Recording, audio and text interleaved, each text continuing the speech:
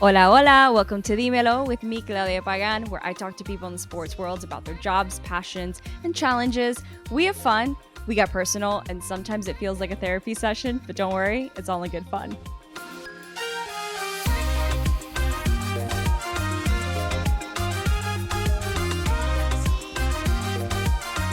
All right. Well, Jill, thank you so much for joining me. As I was just saying before I hit record, to be able to have you here. We're both American and Puerto Rican, so we get a little bit of the good life of both parties. So you were one of the first people that, when I said I was starting a podcast, Emmanuel, the PR manager at Red Stars, where you are, was like, you should talk to Jill. Not only does she play soccer, she plays for Puerto Rican national team. She's also a fashionista. I'm like, hell yeah. So thank you so much for giving me a little bit of your time. I want to start with, obviously, I was doing a little bit of research on you coming into this, and I saw something that I would love to hear in your words and not just what I read online, is how you were kind of like scouted for the Puerto Rican national team, because it sounds really funny where Oh. where it said that people were just like, hey, are you actually like, are you Dominican, or like, I don't know if people from Cuba hit you up like, hey, where is your family from, can you come play for us? Can you tell me a little bit about that story of how this came to happen? Yeah. I mean, it was definitely a little bit like not, I guess, how I expected getting a call up from a national team was. Um, I just started getting random messages from honestly like random people through like Twitter or like LinkedIn, asking if I was Puerto Rican, Dominican, Cuban, like all of the Caribbean islands. Um, and I'm like, I don't know. I mean, yes, I'm Puerto Rican. That was the one yes I did say. I am Cuban too, but I think Puerto Rico reached out first. Yeah. Um, but yeah, it was really interesting. I'm like, where are you getting this Where did information you from?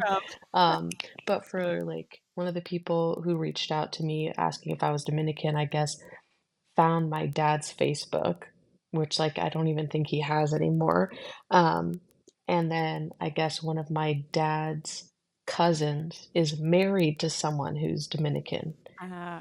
And I personally don't know that person because, as I'm sure you know, like, Puerto Rican families are huge. So I'm you have still meeting family. yeah, exactly. So the there's so many Puerto Ricans out there, and I had literally had never met this person before, and I literally texted my dad. I was like, "Do you know who this is?" And he's like, "Yeah, like it's just through marriage. There's no blood. You're not Dominican." Like, and I'm like, "Okay, just wanted to make sure because this random person messaged me on Twitter saying that through your Facebook, all of this stuff. It was really crazy, but um, it actually, when Puerto Rico reached out to me, I was really excited. I mean, I've never talked to them before, but one of my really good friends on the team, we're both from the same area in the Bay Area in California, and we had grown up playing against each other for a really long time, but we're never really friends.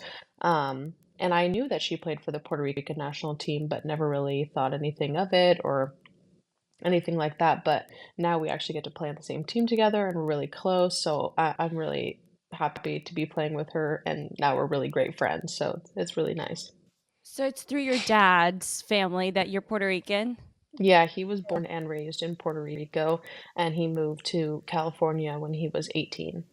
See, he's the one who did it right, because a lot of Puerto Ricans, some of them will move to Miami, which is very similar, but then some like Hmm. move. I think there's a big population in like Boston, and then of course Hmm. New Yorkers. I'm like, why do you guys choose the coldest place to go? So it sounds like your dad did it right by going to warm, sunny California. Yeah, my I do have some more family in um what area is it? They live in Florida. It's not Tampa, but it's close by. Okay. But I do have family in Florida from Puerto Rico and Cuba, and but my dad, chose to go out to California, not knowing any English or anything, and so Wow. So for him, it must, I mean, for him, for you playing for his island and representing Puerto Rico, like, have you guys ever had that discussion? How does he feel about you representing his island? he loves it. He actually was a swimmer and played water polo, and he actually represented Puerto Rico as well. Um, and so did my aunt, his sister. Oh, She wow. also represented Puerto Rico too. So I guess it's a little bit of a family thing now. It was meant Um, to be. yeah, for them it was swimming and water polo, and for me it's soccer. But yeah, so I think last year we went to a camp in the Olympic Village, which is Albergue in Salinas, Oh. and and I sent pictures to my dad, and he's like, "Looks exactly how it did when I was there," which is really funny. But yeah, so I think it overall it's been really great. Yeah, we kind of whenever I get to go to the island, that my dad tries to get me to see different areas, even though it's a little hard because whenever I'm done in Puerto Rico, I go right back to Chicago. Yeah. But some of the girls we've been wanting to like kind of carve out a time where we can stay on the island for a few extra days and or at least get brunch or something like that. Timing hasn't really worked out in our favor Yeah. a whole lot, but we do really want to spend some more time on the island and see because we do have girls that live on the island and they can be our little tour guides. So It's definitely a little bit more difficult for you. For me, I'm in DC, so it's like mhm. a quick 3.5 hour flight. For you, like in Chicago, if you're coming from California, that's definitely a Yeah, lot longer. yeah. um, what's been is there a favorite part of Puerto Rico that you've seen? Anything that you've really done that you've really loved so far? Um, I mean, I unfortunately I haven't been to the beaches, and I really wanted to do that. You're Honestly, working. just You're yeah, working when you're there. yeah, yeah, exactly.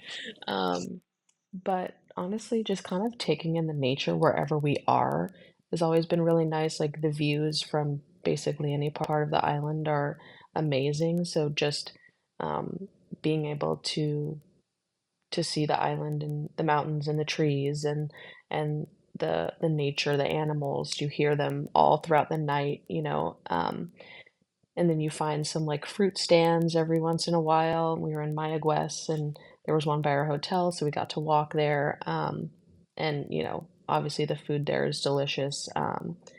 And yeah, just honestly, it's just been really great the times that I've been able to go, especially being with my team is fun. It's a lot of fried food, and it's funny because I've realized that, like, a Puerto Rican salad is really just iceberg lettuce with a whole piece of tomato on top, and that's Yes. you're not getting healthy food in Puerto Yeah. Rico. Yeah. Yes, yeah, the first couple times, like, just the food, you're like, "Oh, okay, this is what it means," Yeah, or like, it's like yeah, it literally is. It's just like lettuce, tomato, and then sometimes there's like coleslaw on top, yeah, and you're like, and that "Okay, that's like, another salad, I guess." where's the rest of the salad, man? I Yeah, remember that, so I started laughing. Sometimes I order it if I need it, like, I was there for Christmas, and after I was there for almost 2 weeks, and after a couple days, I was like, "I love mofongo, I love yeah, empanadillas, but, like, I'm tired of this fried food," so I went for yeah, the salad, and I was like, "There's not much here, but I'll yeah, take it. My body will take it." yeah. Um, being with the Puerto Rican national team, I mean, I don't know how it was for you growing up, how it was, with your dad bringing in all those Puerto Rican traditions in the household, but since being with the national team, like, has that kind of have you felt a little bit more, like, even more Latina and even more Puerto Rican? Like, how has that experience been for you? Um, I think it's been good. I mean, my parents actually divorced when I was really young, and so I spent most of my time with my mom and Mhm. my stepdad. But we actually moved to Redwood City, which is a predominantly Hispanic um, you know, community. So I guess I kind of grew up with a lot of Mexican culture, which it is different, but in a lot of ways it is similar, at least with like family values and traditions and just kind of like Hispanic pride or like Puerto Rican pride, things like that. But I think it's definitely something that my dad and I have been able to bond over since I've joined the national team, because he still has friends and family in Puerto Rico, and he always tries to get them to come out to our games, which is really great. Um, but yeah, overall, I think being able to combine what I grew up with Hispanic culture, and what my dad grew up with Puerto Rican culture, and kind of being able to combine those has been really great. Now, I want to ask you this question, and it's not me throwing this idea on you, but like for me, and there's lots of like people like us born here in America, but we have a parent or two that was born in a Spanish speaking country. Sometimes I feel like too American for Latinos and then too Latina for Americans. Hmm. And it's like because we're a part of these two cultures and these two languages, and um, sometimes it can be a bit difficult to navigate figuring out like, do I need to kind of give up one to fit in a certain group or vice versa? I mean, have you ever felt that way, especially now that you were the Puerto Rican national team? But it sounds like it might be good because you said there's lots of the women of the players who do live on in the US. Yeah, yeah, I definitely have felt that where it's like even growing up in the Hispanic culture, being like I wasn't American enough, and I wasn't Latin enough. Um, but I think I kind of somewhat embraced that a little and um, taken that on, and if like it's okay, like that's just what makes me like me. Um, and I've learned to just like take in everything that I can and embrace the opportunities that I'm given and make the most out of those. So I think I've definitely, as I've gotten older and I'm playing with the national team, have like been more in touch with um, like my Puerto Rican side. Like my boyfriend, he's Mexican, his family is from Mexico, and so I spend a lot of time with them, and I've really embraced their culture, and so like, um, and they've really helped me with my Spanish. Like I'm not fluent in Spanish, which is another thing where it's like I'm not Latin enough because I am not fluent in Spanish, but I do understand pretty much everything. It's just honestly speaking is a little bit hard, but being with the national team, being with my boyfriend's family, I do learn a lot, and I'm really grateful for that. And I think it's just kind of embracing, you know, who I am as a person and a player, whether it is like I'm American and I'm Puerto Rican, um, and just being able to do what I love in both countries is great. The Caribbean islands aren't known for soccer at all. Mm-mm. Were you ever thinking of playing another sport because soccer like just wasn't the biggest sport? Honestly, no, because I think like because of where I lived in Redwood City, which was very Hispanic, everyone played soccer. Yeah. Like Okay. that was the sport, specifically for girls. So that really helped me. Before I lived in not so much of a Hispanic centered community when I was really, really little. And honestly, I feel like if I stayed there, um, I don't think I would have played soccer. So, like, my parents, my mom remarrying and moving to Redwood City, honestly, like, that probably what started me playing soccer. I probably wouldn't have done that had I not moved. That's So, great. Do you ever think about how different your life could have maybe been if you hadn't moved there? What sport you would be playing now? What you would be doing now? Like, have you ever thought about that? yeah, I do think I've thought about that, and I think it's crazy because I really honestly, I started playing soccer. I would play at lunch and recess with all the boys, and my teacher was the one that told my mom that I needed to be a part of a team. So, um, I probably wouldn't have done that had I not moved to Redwood City and been a part of like a heavy Mexican culture in school and outside of school. Oh, I love that. I mean, so you said you don't know if you would be here right now. You're freaking doing it. You're playing NWSL, top tier women's soccer, and you're representing Puerto Rico, which I think is absolutely incredible. How has it been being with the Puerto Rican national team? And like I was saying before, just seeing the growth. Have you seen a growth of soccer in Puerto Rico? I haven't spent too much time playing strictly in Puerto Rico. We travel a lot. Um, but I do think, at least for the women's national team, I think that it's grown a lot. I mean, the island is so small. So, like, it's really hard to find players from the island. Um, so, like, that's how I guess they found me. Like they've been finding other girls, um, in the US who are Puerto Rican. And I think that being able to find girls from all over who just love the sport and want to represent Puerto Rico is all that we can really ask for. I think we're continuing to grow, we're getting better. We have girls that are, playing professionally all over the world, which is amazing. I think we've really, you know, started a foundation of soccer in Puerto Rico where, um, you know, I think the women are putting themselves on the map. Um, and I think you can kind of see that with um, our games, the last couple of years. Like before the World Cup, we played Mexico, we lost 6-0, but we played them in September and lost 2-1. Like just the results that we've been getting against other teams, um, teams that have, like Mexico, who have so many more resources, so many more players to choose from. Um, so much more like fan devotion just because of the sheer size of the country and how important soccer is to the Mexican community.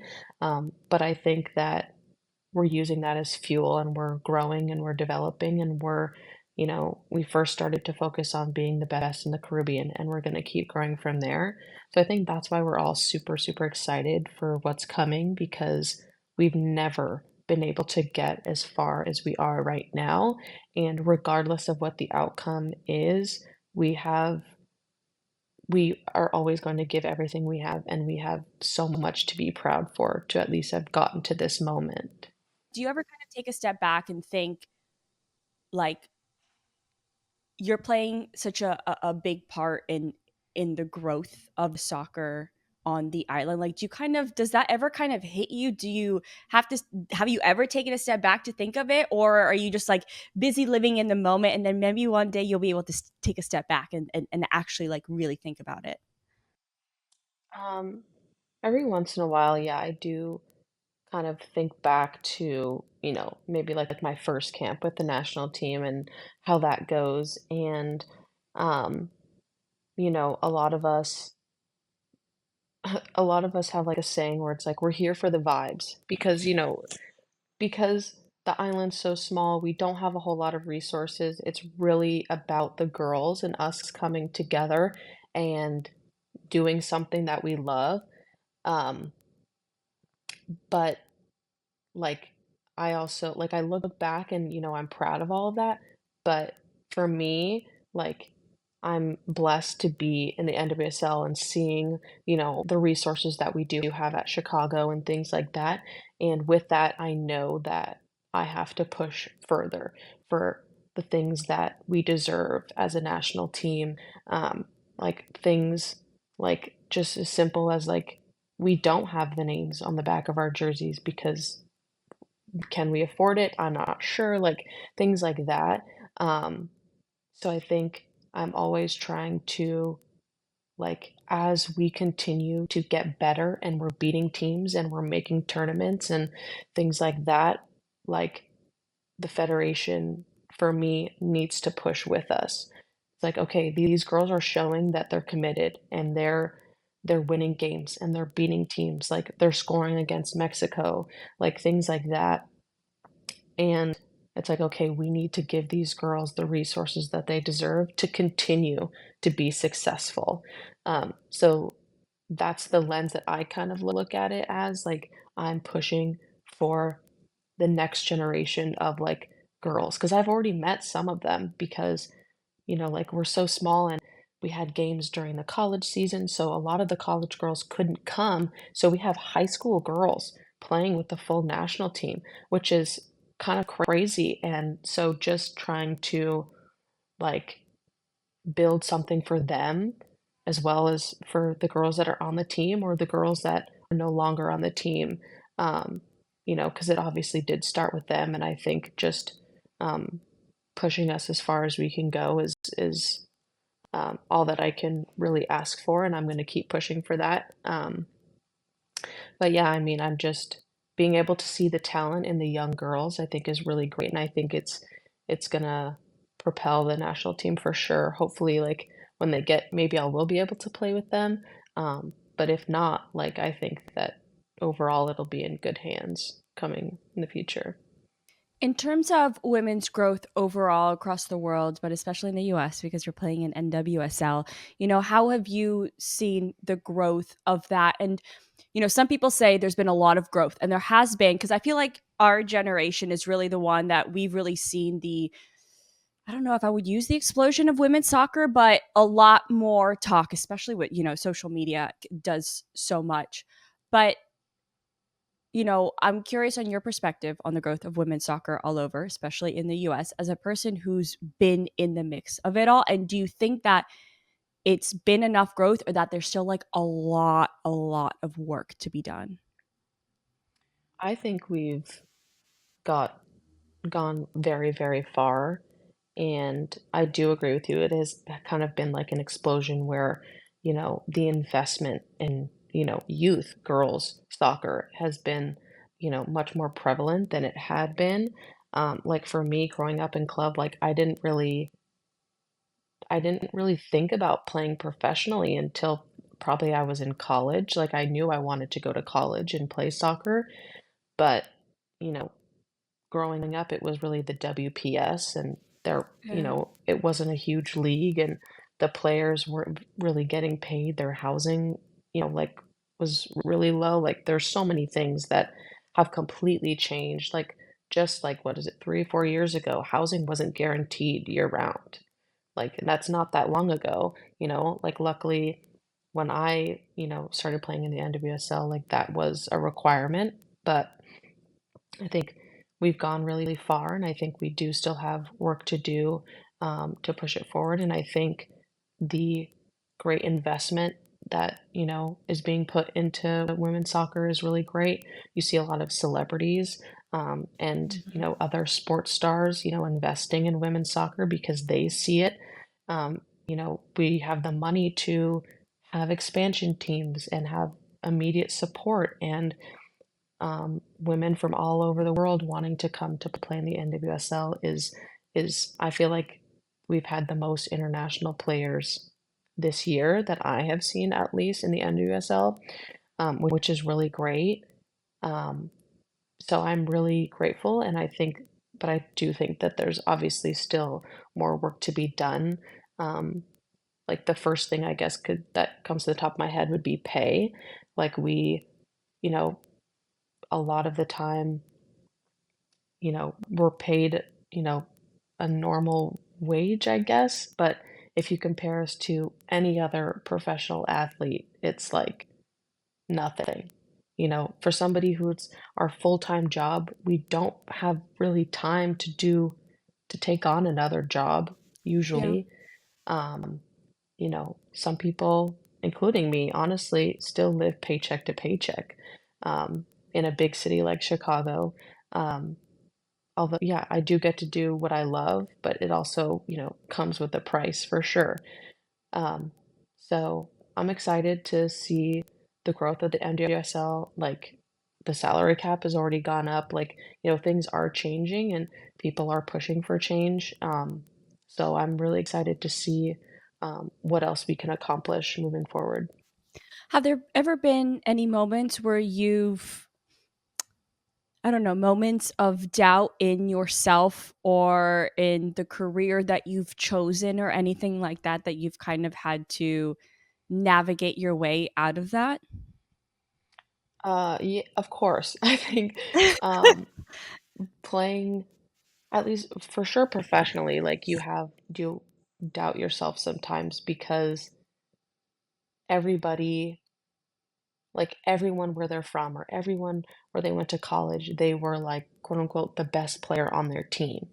So when you build a team of those players, like not everyone is going to be able to start and play 90 minutes or play at all. So obviously there are times where you doubt yourself or like you question whether this is really something that you want to do. Um, and I think I have a really great support system where, you know, I am constantly reminded I don't really need to minded that like I love this sport that will never change. I think um, when it comes to like doubting my abilities or doubting, um, you know, my opportunities or things like that, um, my support system definitely comes in. Um, Specifically, like with Chicago, we have a mental performance consultant that I work with personally who helps me with like my mental game. And I think I started working with her last year. I think she's been absolutely amazing. Like I talk with her like every 1 or 2 weeks and we kind of just talk about how I'm feeling.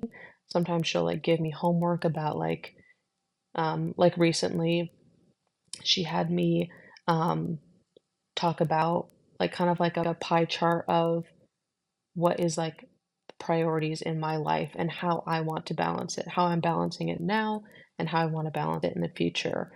Um, Talking about like how important is soccer and like are there other things outside of soccer that you want to be doing to bring you happiness outside of soccer? Because obviously soccer is something that I love, but it's also my job. And with any job comes stress and, frustration.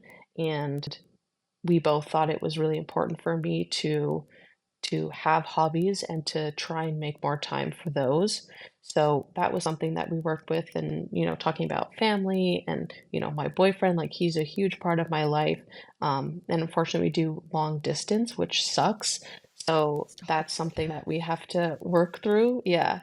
So, just dealing with all of those things, trying to balance them all is so hard, especially like, of course, you're thinking about family, you're thinking about soccer, you're like 24/7, but how much time are you specifically devoting to those things that are just for you? So she kind of helps me with that, my confidence, my abilities, what I'm good at, you know, having confidence to talk to coaches, advocating for myself, things like that. So, Oh, I love all of that. We had a mental health coach at DC United for a while, and I like she saw me stressed one day. She's like, "You know what? Come stop by my office and let's chat." yeah. And it just you don't realize how much it helps to talk about certain things or just to have someone just to like talk through things with because Hmm. sometimes it's like things that you already know you need to do, but you just need to hear someone tell you to do certain things, or you just need to Yeah. say things out loud to fully understand it. What are there any hobbies that you've really picked up? I recently started doing roller skating because I also Oh, told myself I was like I need to like not do something work related. So I recently got roller yeah. skates. I've- I'm not too bad at it. What Yeah. are there any hobbies that you've really picked up, or anything that you've kind of started doing outside of work? Yeah, I mean, like in the off season, I started to do Pilates, which I Ooh, really want to do love. Like, it's really hard, but it was also somewhat relaxing. Like, a fear of mine had been after soccer, I'm never going to work out again because, like, when it comes to soccer, like, there's a goal. Like, I'm working out for a goal to be fit, to be able to play 90 minutes, all of those things. But then when soccer's over, like, what am I really working toward? Yeah. And I feel like that's something that a lot of former athletes struggle with. So I recently got into Pilates and I found it like hard, but relaxing and almost therapeutic and meditative. So I want to continue to do that even throughout the season, um, just to, work on the muscles that you don't usually get to work with or things like that. And, um, but yeah, like I've tried yoga. Yoga wasn't really for me. I know a lot of people love it. And I was like, okay, there has to be some other like, I know I could never do a cycling class. I could never do that. That's too intense for me. But but I decided to do Pilates and I loved it. So that was definitely something. I do really like to go thrifting, especially in Chicago. Thrifting is amazing. So it's super, super fun. Your outfits are I was gonna say your outfits are pretty freaking bomb. Like, this is perfect because I was gonna ask you about your Yeah. outfits. I mean, like, when it comes to NWSL, I mean, you guys are kicking ass on the field, but then, like, kicking ass off of it with the fits that you guys come in with. And Mhm. your outfits, like, I was going through your Instagram, I'm like, "Damn, this girl, like, I need style tips." So if you tell me how much you're charging to be a stylist, like, I'll pay it up front. Is this, like Like, were you always kind of like a fashionista, or was it when you got to the NWSL, it kind of like became a thing to like get like a pop and game fit? I think I had always really been into clothes and fashion, not like high fashion or anything like that, just kind of like simple ways to like stand out as just like a normal regular person. Um, and I think the NWSL honestly gave me the opportunity to show that off a little bit more because think about how much I'm wearing sweats and just shorts and, because I play soccer. So like a lot of my stuff is athleisure, and but game day fits allow me to kind of show off my personality. So I really do love doing it. Um, I try and always try and build something, um, that's it's not it's like my outfits, like, aren't unattainable, like, there's some people who, like, are head to toe designer, clothes like that, like, I try and make it a little bit more attainable for just, like, the normal everyday person. A lot of my stuff is thrifted, most of my stuff, I try and shop on sale a lot, because why not? But obviously there's the occasional, like, expensive item, like, one of my favorite stores is Free People, their stuff is so expensive, but I love their stuff.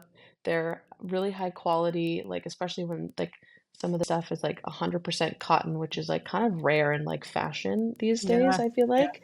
like. But yeah, so like we had our Hispanic and Latinx Heritage Night, and I wore like the pink skirt with the Puerto Rico shirt. That Puerto Rico shirt I I thrifted saw in that. Chicago.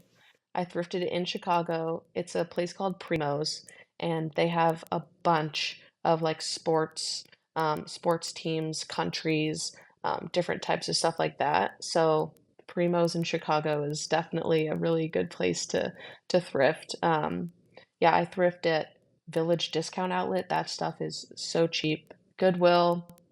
I just I love like on off days just going and thrifting, spending the day, finding quality, like even just like sweaters, like Yeah. just finding, quality pieces at like a reasonable price and, finding I do really like, combining outfits and stuff like that. So like and sometimes like my teammates I'll talk to them about it, specifically Ali Schlegel, like she's always trying to be in her girly pop era and I'm always there to help her with that. But yeah, so I mean, I love talking about it and or like if I'm getting rid of clothes, like I'll tell my teammates, I'm like, come and look at what I'm getting rid of, and if you want it, you can take it, whatever you want. So, Oh, I love it. I'm after this, I know Marshalls isn't considered thrifting, but oh, like I'm going Marshalls, TJ I'm go Maxx, I went last absolutely. week, I'm going today again. I Yeah. I love it. I love a good deal, I love a good discount. I mean, like, the thing is, like, I have a really cute, like, black, coat Mhm. that I'll put on when I wanna look a little bit nicer. It's from Old Navy, like, no one ever has to know, like, No. no one ever has to know. So, Yeah. I love that you do that. Last thing I'm gonna ask here is what's your go-to fit? Like, let's say you gotta put a fit together, like, pretty quickly, what Mhm. would be your go-to fit? Recently, I've been okay, jeans, my favorite jeans, Abercrombie, Like me any too. Light athletic wash or dark? girl. Light wash Recently, or it's dark? been light wash. I do Okay. have some dark wash jeans. I got them long in case if I wear like tall boots, I can, wear them long, or like if I wear sneakers, I can cuff them. So I've been recently wearing like light wash, light blue jeans, cuffed. I got Adidas Gazelles. My mom had them and she's like, I don't wear them, you take them. And I was like, Hell yeah! okay. So, yeah, so I've been wearing those a lot. So my mom gave me those. Just like I really love just like the Skims black cotton t-shirt. It Uh-huh. goes with everything. I love it. And then um I got this like red button Gap like fleece jacket on sale for like $30.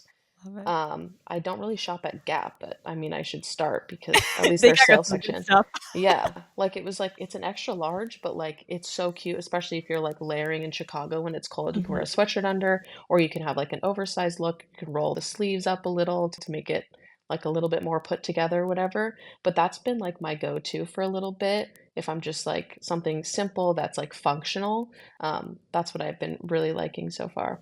Abercrombie jeans, yes. The Curve Mhm. Love are the ones that I Yes. you need that Yes. stretchiness. I can't do it Yes. otherwise. I've tried the regular ones and I'm like, "This isn't, like, No. giving," and it's like you Yeah. can get it up one part of the body, but then the other Mm-mm. not. I'm like, "This is not for me." Yeah, yeah, Abercrombie Curve Love is like they're my favorite jeans. I love them so much. I need to get them in black. Again, waiting for them to go on sale. I was doing the same thing. I went in store and they're like, Mhm. "Oh, jeans in store 50% off." I was like, I should have Yeah. gotten so many because the jeans are way too expensive, like, normally, like, Mhm. $100 for a pair of jeans, like, it's sad that it's become normalized, like, now I see something, it's $100, I'm like, "You know what? That's actually normal, but I still Yeah. hate paying the price for it." Yeah. So, it's Yeah. awful. And Abercrombie online, you can stack the codes. So, I've seen that on TikTok, but every time yeah. I get the TikTok video with the codes, I'm too Yeah. late, I'm like, "No." Gonna end. So I found this game in my parents' basement. It's called We're Not Really Strangers. I think my mom got it for Christmas or something. It was unopened. I was Okay. like, let's bring out some of these cards. So I'm just gonna pick out 3 and we'll Okay. end this way. Um, Beautiful. I've got like 6 here. I'm gonna kind of pick what I think would be really good for you based off the conversations that we've Okay. had. Okay, first, what are you still trying to prove to yourself? Well, that's a good question. I know I should. They're difficult. I don't know if I could answer these on the fly either. So take your time.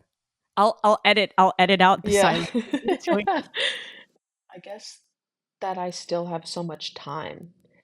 I think, I mean, I just turned 26 in January, and you see other people that are maybe younger than you or the same age as you that are very successful, and you know, I'm just trying to, show and prove to myself that I have so much time and not to be so hard on myself and not worry so much about the future and kind of, um, live in the present a little bit more for sure. I love it. Well, now we're gonna go, like, basically the opposite of that, Okay. kind of, which is what is something that you wouldn't wanna change about yourself?